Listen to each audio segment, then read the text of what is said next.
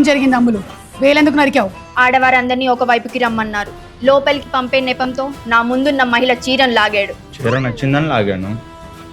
ఏం చీరది? అంత బాగుంటుందా? కంచిపట్టు బనారస్ శారీస్ అంట మహారాణి గారు. వారాహి సిల్క్స్ నుంచి తీసుకొచ్చారంట. తర్వాత ఏం జరిగింది? మళ్ళీ ఇంకో మహిళ చీరను కూడా లాగాడు. ఆ చీర కూడా నచ్చింది. అదేం చీర? అది కూడా వారాహి సిల్క్స్ లో తీసుకొచ్చింది. గద్వాల్ పట్టు చీర.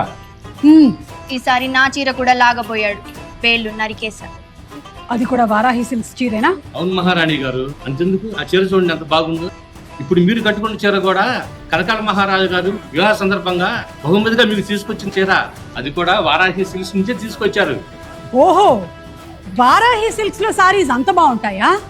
అయినా సరే, అది ఫ్యాన్సీ సారీస్ అయినా పట్టు సారీస్ అయినా, అది ఎంత బాగున్నా, అది వారాహి సిల్క్స్ లో ఉండేటువంటి చీరలైనా, ఆడదాని ఒంటి మీద ఉన్నప్పుడు లాగితే నరకాల్సింది వేలు కాదు, తల.